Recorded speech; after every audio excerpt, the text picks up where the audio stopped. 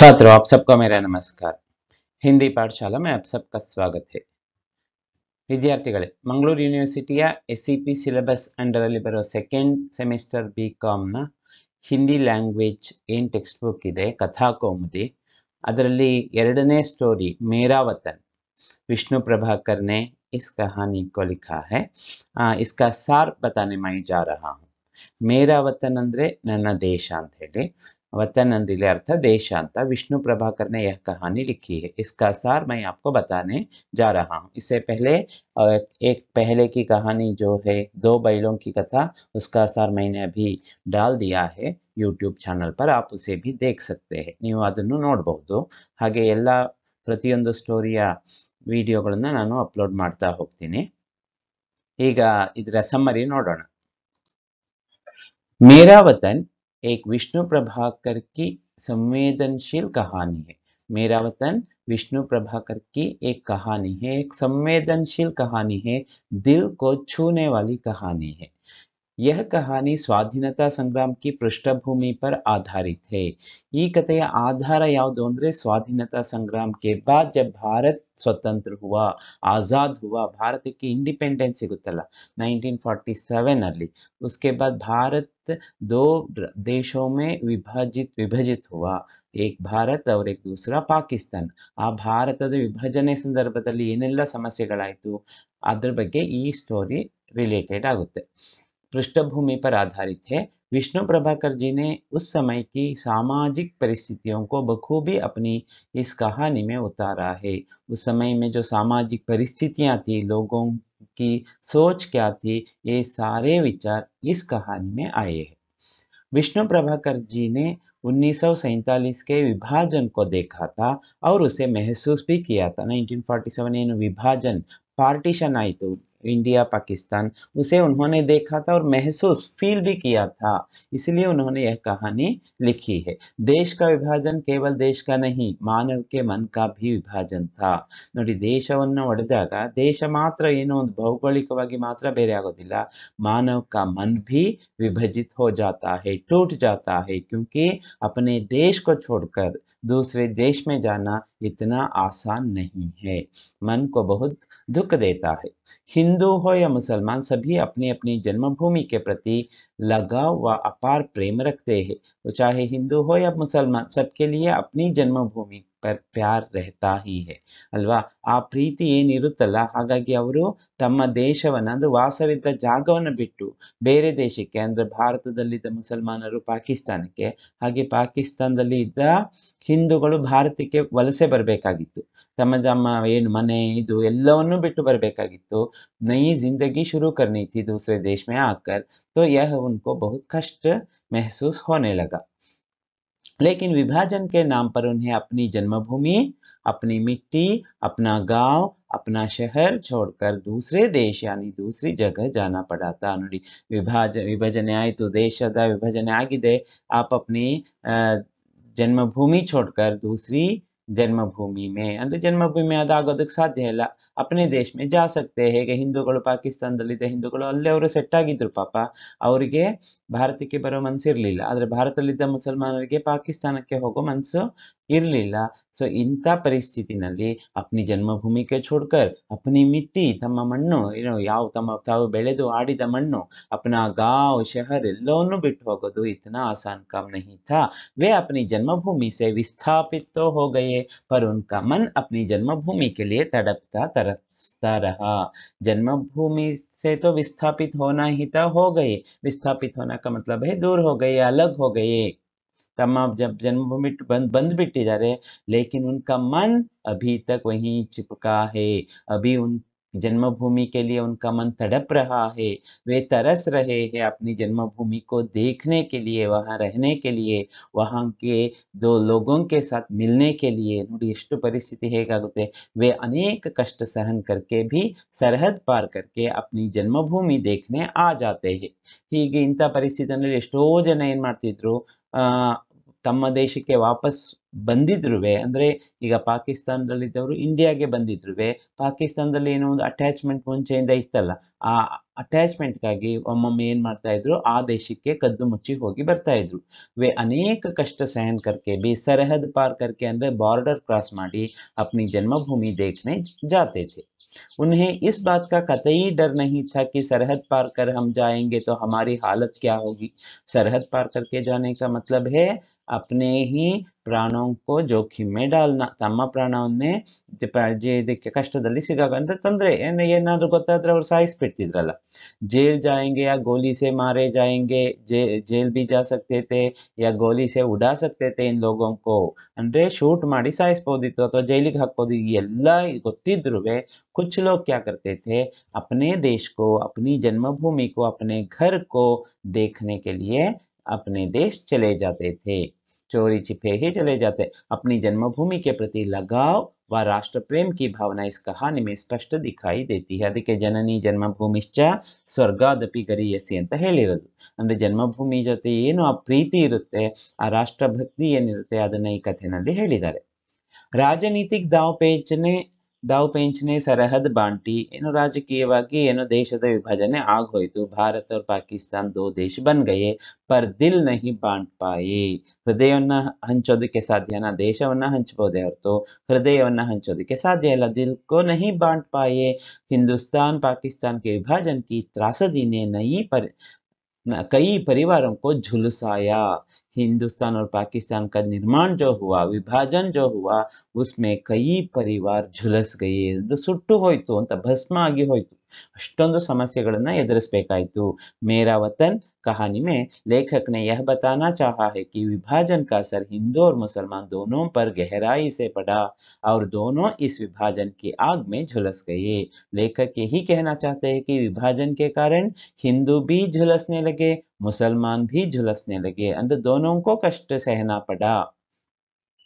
मौत की चीखें दोनों राष्ट्रों के इतिहास को आज भी उद्वेलित करती है. ಆ ಸಾವು, ಎಷ್ಟು ಜನ ಸತ್ತಿದ್ದಾರೆ, ಎಷ್ಟು ಜನನ ಸುಟ್ಟು ಹಾಕಿದ್ದಾರೆ, ಗುಂಡು ಹಾರಿಸಿ ಸಾಯಿಸಿದ್ದಾರೆ, ಅದು ಇಂದಿಗೂ ಸಹ ಅಲ್ಲಿಯ ಜನರನ್ನ ಕೇಳಿದ್ರೆ ಈಗಲೂ ಆ ಕಥೆ, ಆ ಕೂಗು, ಆ ಶಬ್ದ ಕಿವಿನಲ್ಲಿ ಅವ್ರಿಗೆ ಕೇಳಿಸ್ತಾ ಇರುತ್ತೆ. ಅಂದ್ರೆ ಅಷ್ಟು ಇನ್ನೂ ಅದನ್ನ ಮರೆಯೋದಕ್ಕೆ ಸಾಧ್ಯ ಆಗಿಲ್ಲ. वे भूल नहीं पाए हैं जो दर्द उन्होंने सहा था. हिंदू और मुसलमान दोनों को अपना घर कारोबार छोड़कर एक नए देश में नए सिरे से अपना व्यापार और घर गृहस्थी बसानी पड़ी, जो कोई आसान बात नहीं थी. क्योंकि हिंदू हो या मुसलमान, अपने देश को छोड़कर, घर बार छोड़कर दूसरे देश में जाना था. दूसरे देश में जाकर फिर से अपना काम धंधा शुरू करना था, घर बसाना था. इतना सब कुछ करना किसी के लिए भी आसान नहीं हो सकता. ಯಾರಿಗೂ ಅಷ್ಟು ಸುಲಭದ ಕೆಲಸ, ಅಯ್ಯೋ ಅದಕ್ಕೇನು ಇಲ್ಲಲ್ಲ, ಅಲ್ಲಿ ಬಾಡಿಗೆ ಮನೆ ಚೇಂಜ್ ಮಾಡಿ ತರ ಹೋಗಿ ಇರೋದಕ್ಕೆ ಸಾಧ್ಯ ಇಲ್ಲ ಅಲ್ವಾ. ಎಲ್ಲವನ್ನೂ ಬಿಟ್ಟು ಹೋಗ್ಬೇಕಲ್ಲ. ಅದ ನೋಡಿ, ಒಂದು ಸಣ್ಣ ಪುಟ್ಟ ವಸ್ತುಗಳನ್ನು ನಾವು ಮನೆಯಲ್ಲಿ ಎಸೆಯೋದು ಬೇಕಾದ್ರೆ 100 ಸಲ ಯೋಚನೆ ಮಾಡ್ತೀವಿ. ಅಂಥದ್ರಲ್ಲಿ ಇಡೀ ಮನೆ, ನಮ್ಮ ಆಸ್ತಿ ಸಂಪತ್ತು ಎಲ್ಲವನ್ನೂ ಬಿಟ್ಟು ಹೋಗ್ಬೇಕು ಅಂದ್ರೆ ಅದು ಅಷ್ಟ ಸುಲಭದ ಮತ್ತೆ ಇನ್ಯಾವತ್ತೂ ಅಲ್ಲಿಗೆ ಬರೋ ಹಾಗಿಲ್ಲ. ಅದು ಕಂಡೀಷನ್. ಹಾಗಿದ್ದಾಗ कितना कष्ट उन लोगों ने झेला होगा. वे नए देश में बस तो गए पर उनका दिल अपनी जन्मभूमि के लिए तड़पता रहा. उन्हें इसी बात का दुख था कि उनका वतन उनसे छिन गया है. दूसरे देश में जाना था, जाकर बस गए, लेकिन जन्मभूमि से मिलने के लिए वे तड़पते रहे और उनके मन में वह दुख हमेशा के लिए था, क्योंकि उनसे उनके वतन को छीन लिया गया था. ಯಾಕಂದ್ರೆ ಅವರಿಂದ ಅವರ ದೇಶವನ್ನ ಕಿತ್ಕೊಂಡಿದ್ರು. ಹಾಗಾಗಿ ಅವರಿಗೆ ಮನಸ್ಸಿಗೆ ಬಹಳ ನೋವು ಆಗ್ತಾ ಇದೆ. ಇಷ್ಟೆಲ್ಲ ಆಗ್ತಿದ್ರು ಕೆಲವರು ಏನ್ ಮಾಡ್ತಾರೆ, ಆ ನೋವನ್ನ ಕಡಿಮೆ ಮಾಡ್ಕೊಳ್ಳೋದಕ್ಕೆ ಆಗಾಗ ಹೋಗಿ ಬರ್ತಾ ಇದ್ರು, ಗೊತ್ತೇ ಆಗದೆ ಇರೋ ತರ. लाहौर की सड़कों पर हिंदुओं का भटकना और अमृतसर की सड़कों पर मुसलमान का भटकना अपराध माना जाने लगा.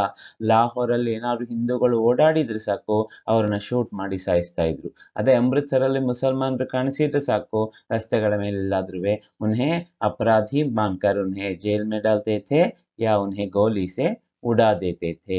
ನೋಡಿ, ಅದೇ ಜಾಗದಲ್ಲಿ ಮೊದಲು ಹಿಂದೂ ಅದೇ ಲಾಹೋರಲ್ಲಿ ವಾಸವಾಗಿದ್ರು, ಅದೇ ಮುಸಲ್ಮಾನ್ ಇಲ್ಲಿ ಅಮೃತ್ಸರಲ್ಲಿ ವಾಸವಾಗಿದ್ರು. ದೇಶ ವಿಭಜನೆ ಆದ್ಮೇಲೆ ಲಾಹೋರಲ್ಲಿ ಹಿಂದೂಗಳು ಕಾಣಿಸೋ ಹಾಗಿಲ್ಲ, ಮತ್ತೆ अमृतसर मुसलमानರು ಕಾಣಿಸ್ಕೊಳ್ಳೋ ಹಾಗಿಲ್ಲ. ऐसी स्थिति आ गई हमारे देश में भारत की आज़ादी के बाद. लाहौर की सड़कों पर एक आदमी को भटकते हुए लोग देखते हैं, उसकी सूनी आंखें देखकर सोचते हैं कि कोई मुसीबत का मारा है. लाहौर की इसी तरह की एक स्थिति आई.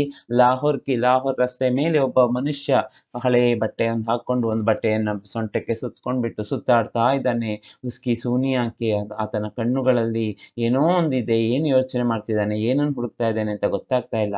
ಕೋಯಿ ಮುಸೀಬತ್ ಕಾ ಮಾರಾ ಹೈ, ತುಂಬಾ ಕಷ್ಟವನ್ನು ಅನುಭವಿಸಿದ ವ್ಯಕ್ತಿ ಅಂತ ಅನ್ನಿಸ್ತಾ ಇದೆ. उसे देखने से ही लग रहा है कि उसने कई कष्ट जीवन में झेले हैं, कोई दुख उसके मन में है. शायद इसने ही अपनी आंखों के सामने अपने परिवार को मरते देखा है. लोग बातें करने लगे, ಪಾಪ ಇವನ ಕಣ್ಣ ಮುಂದೆ ಇವನ ಫ್ಯಾಮಿಲಿಯ ಎಲ್ಲರನ್ನು ಸಾಯಿಸಿರ್ಬಹುದು. ಇವನೊಬ್ಬ ಮುಸಲ್ಮಾನ್ ಇದ್ದಾನೆ, ಹಾಗಾಗಿ ಇವನ ಫ್ಯಾಮಿಲಿಯನ್ನ ಸಾಯಿಸಿರ್ಬಹುದು. ಪಾಪ ಇಲ್ಲಿ ಬಂದು ಒಬ್ಬನೇ ಹೀಗೆ ಸುತ್ತಾಡ್ತಾ ಇದ್ದಾನೆ ಅಂತ ಜನ ಮಾತಾಡ್ಕೊಳ್ತಾ ಇದ್ದಾರೆ. ಗೊತ್ತಿಲ್ವಲ್ಲ, उसके बारे में किसी को पता नहीं है. वह एक पागल की तरह सड़कों पर घूम रहा है. ಅರ್ಧ ಅರೆ ಹುಚ್ಚನಂತೆ ಸುತ್ತಾಡ್ತಾ ಇದ್ದಾನೆ. ಯಾ ಉಸ್ಕೆ ಸಾಮ್ನೆ ಉಸ್ಕೆ ಪರಿವಾರ ಕೋ ಜಲಾಯ ಗಯಾ ಹೇ, ಒಂದು ಸಾಯಿಸಿ ಶೂಟ್ ಮಾಡಿರ್ಬೋದು ಅಥವಾ ಸುಟ್ಟು ಹಾಕಿರ್ಬೋದು ಕಣ್ಣ ಮುಂದೆ ಇಡೀ ಫ್ಯಾಮಿಲಿನ. ಹಾಗಾಗಿ ಇವನಿಗೆ ಈ ತರ ಹುಚ್ಚು ಹಿಡಿದಿದೆ ಅಂತ ಜನ ಮಾತಾಡ್ಕೊಳ್ತಾ ಇದ್ದಾರೆ. ಲೇಕಿನ್ ಉಸ್ಸೆ ಕಿಸಿ ನೆ ಆಜ್ ತಕ್ ಬಾತ್ ನಹೀ ಕಿ. ಲಾಹೋರ್ ಕಾ ಏಕ್ ದುಕಾನ್ದಾರ್ ಇಸ್ ಆದ್ಮಿ ಕೆ ಬಾರೆ ಮೇ ಕಹತಾ ಹೈ ಕಿ ಲಾಹೋರ್ ಅಲ್ಲಿ ಒಬ್ಬ ಅಂಗಡಿಯವ ದುಕಾನ್ದಾರ್ ಅಂದ್ರೆ ಅಂಗಡಿಯವನು ಹೇಳ್ತಾನಂತೆ, इस आदमी के बारे में, अमृतसर में रहता था, वहां के काफिरों ने उसके परिवार को जिंदा जला दिया होगा. ಇವನು ಮೊದಲು ಅಮೃತಸರದಲ್ಲಿ ವಾಸವಾಗಿದ್ದ ಅನ್ಸುತ್ತೆ. ಅಲ್ಲಿ ಕಾಫಿರ್ ಅಂದ್ರೆ ಇಸ್ಲಾಂ ಕೆ ವಿರೋಧಿಯೋನೆ ಅಂದ್ರೆ ಹಿಂದುವನ್ನೇ इसके परिवार को जला दिया होगा. ಆಕ್ಚುಲಿ ಇವನು ಹಿಂದೂ ಅಂತ ಅವರಿಗೆ ಗೊತ್ತಾಗ್ಲಿಲ್ಲ, ಅವನು ಮುಸಲ್ಮಾನ್ ಅಂತಲೇ ಅನ್ಕೊಂಡಿದ್ದಾರೆ. ಹಾಗಾಗಿ ಅವನು ಅನ್ಕೊಳ್ಳೋದು ಮುಸಲ್ಮಾನ್ ಆಗಿ ಅಮೃತಸರಲ್ಲಿ ವಾಸ ಮಾಡ್ತಿದ್ದ, ಆದ್ರೆ ಅಲ್ಲಿ ಅವನ ಫ್ಯಾಮಿಲಿಯವ್ರನ್ನೆಲ್ಲ ಸಾಯಿಸ್ಬಿಟ್ಟಿದ್ದಾರೆ. ಅದಕ್ಕೆ ಇವನು ಇಲ್ಲಿಗೆ ಬಂದಿದ್ದಾನೆ, ಹೀಗೆ ಹುಚ್ಚನಾಗಿ ಸುತ್ತಾಡ್ತಾ ಇದ್ದಾನೆ ಅಂತ ಅನ್ಕೊಳ್ಳೋದಷ್ಟೇ. ಆಕ್ಚುಯಲ್ ಫ್ಯಾಕ್ಟ್ ಬೇರೆ ಇದೆ, ಮುಂದೆ ಗೊತ್ತಾಗುತ್ತೆ ನಿಮ್ಗೆ. ಕಾಫಿರೋನೆ ಉಸ್ಕೆ ಪರಿವಾರ ಕೋ ಜಿಂದಾ ಜಲಾ ದಿಯಾ ಹೋಗಾ, इसलिए इसकी हालत ऐसी हो गई होगी. ಜನ ಮಾತಾಡ್ಕೊಳ್ತಾರಲ್ಲ, ಏನಕ್ಕೆ ಹೀಗಾಗಿದೆ, क्यों ऐसा हुआ है, क्यों इस तरह वह सड़क पर भटक रहा है, क्यों पागलों की तरह इधर से उधर से इधर घूमता है, वह क्या ढूंढ रहा है, ಇದೆಲ್ಲ ಪ್ರಶ್ನೆಗಳು ಬರುತ್ತಲ್ಲ, सबके मन में ये सारे सवाल उठते हैं ना. इस आदमी से सभी को हमदर्दी थी कि इसके साथ बहुत बुरा हुआ है. ಪಾಪ हमदर्दी ಏನೋ ಪಾಪ ಕಷ್ಟ ಆಗಿದೆ ಇವನ್ಗೆ, ಹೌದು, ಅವನಿಗೆ ನೋವನ್ನು ನಾವು ಹಂಚ್ಕೋಬೇಕು ಅನ್ನೋ ಥರದಲ್ಲಿ ಮಾತಾಡ್ಕೊಂಡು ಒಂದು ಕರುಣೆ ತೋರಿಸ್ತಾ ಇದ್ದಾರೆ. बहुत बुरा हुआ है, असल में यह व्यक्ति मिस्टर पुरी था. ಆಕ್ಚುಲಿ ಅವ್ರು ಅನ್ಕೊಂಡಿದ್ದೇ ತಪ್ಪು. ಈತನ ವ್ಯಕ್ತಿಯ ಹೆಸರು ಅಂದ್ರೆ ಈತನ ಹೆಸರೇನು पुरी, मिस्टर पुरी था. नाम से पता चल रहा है यह कोई मुसलमान नहीं था, यह एक हिंदू था. वह विस्थापित होकर लाहौर से अमृतसर आया था. लोग क्या सोचते थे, अमृतसर में रहने वाला मुसलमान अब लाहौर आया है, लेकिन सच्चाई क्या है, यह लाहौर में ही रहता था, अमृतसर गया है, अमृतसर से लाहौर आया है अपने घर को देखने के लिए. ನೋಡಿ, ಇದು ಫ್ಯಾಕ್ಟ್. लाहौर से अमृतसर, जो अमृतसर में अपने परिवार के साथ रहता था, अमृतसर में परिवार के साथ रहने लगा. पेशे से वकील था, सब कुछ होते हुए भी उसे लाहौर, जहां उसका पुश्तैनी मकान था, उसका जन्म भी उसी मकान में हुआ था. अमृतसर में रहना शुरू करने के बाद भी अपना पेशा करने के जो वकील था, वकील का पेशा करते रहने के बाद भी अपनी पुश्तैनी तಮ್ಮ ಹಿರಿಯರ ಪೂರ್ವಿಕರ ಮನೆ ಏನಿತ್ತು, ಯಾವ ಮನೆಯಲ್ಲಿ जिस घर में उसका जन्म हुआ था मिस्टर पुरी का, उस घर को देखने के लिए अमृतसर से लाहौर तक वह आया है. उस मकान, उस शहर से उसकी कितनी यादें जुड़ी थी ನೋಡಿ. ಆ ಮನೆ ಇರ್ಬೋದು, ಆ ಸಿಟಿ ಇರ್ಬೋದು, ಯಾವುದು ಲಾಹೋರ್, ಎಷ್ಟು ನೆನಪುಗಳು ಅದು ಅವನ ಜೊತೆ ಇರ್ಬೋದಲ್ವಾ. ಇದೆಲ್ಲವನ್ನು ಬಿಟ್ಟು ಹೋಗ್ಬೇಕಾಗಿದ್ದಕ್ಕೆ ಎಷ್ಟು ಕಷ್ಟ ಆಗಿದೆ. इसलिए वो वापस आया है अपने घर को देखने, अपने शहर को देखने. उसकी पढ़ाई इसी शहर में हुई थी. ಓದಿದ್ದು ಅದೇ लाहौर अली. इस शहर के हाई कोर्ट में उसने कितने केस लड़े थे, मतलब हाई कोर्ट अली लॉयर आगी वकील के रूप में काम किया है, कितने ही केस लड़े हैं. और आज वही शहर बेगाना हो गया है. लेकिन आज वही शहर, ಅಷ್ಟು ಫೇಮಸ್ ಲಾಯರ್ ಆಗಿದ್ದ ಮಿಸ್ಟರ್ ಪುರಿ ಈಗ ಬೇಗಾನ, ಅವನಿಗೆ ಯಾರೂ ಇಲ್ಲದ ಅನಾಥನಂತೆ ರೋಡಲ್ಲಿ ಹುಚ್ಚನ ರೀತಿಯಲ್ಲಿ ಓಡಾಡ್ತಾ ಇದ್ದಾನೆ. पुरी घर में बिना बताए लाहौर आ गया था। यह पहली बार नहीं, ये 2-3 बार इस तरह वे करते हैं, बिना बताए लाहौर चले आते हैं। उसकी हालत पागलों जैसी हो गई थी। लाहौर की गलियों में वह घूम रहा था।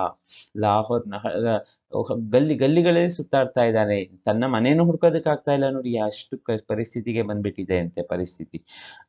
हर दुकान हर जगह को हजरत भरी नजरों से देख रहा था, क्योंकि उसका पूरा बचपन व जवानी यहीं पर बीती थी. ಎಲ್ಲ ಮನೆಗಳಿರ್ಬೋದು, ಅಂಗಡಿಗಳಿರ್ಬೋದು, ತಾನು ಓಡಾಡಿದ ಜಾಗ ಎಲ್ಲವನ್ನೂ ಆಸೆಯ ಕಣ್ಣುಗಳಿಂದ ನೋಡ್ತಾ ಇದ್ದಾನೆ. क्योंकि उसका बचपन वहीं पे बीता था और उसकी जवानी भी वहीं कटी थी. वहां के लोग उसे ಮುಸಲ್ಮಾನ್ ಸಮಜ್ಕರ್ ಉಸ್ಸೆ ಹಮ್ದರ್ದಿ ಜತಾ ರಹೆ थे. ಪಾಪ ಮುಸಲ್ಮಾನ್ ಅಂತ ಹೇಳಿ ಏನೋ ಒಂದು ಇದನ್ನು ತೋರಿಸ್ತಾ ಇದ್ರು, ಅವನಿಗೆ ಒಂದು ಸಾಫ್ಟ್ ಕಾರ್ನರ್ ತೋರಿಸಿದ್ದಾರೆ. केवल वह अपने वतन को देखने गया था, क्योंकि उसका शहर उसे बार बार बुला रहा था.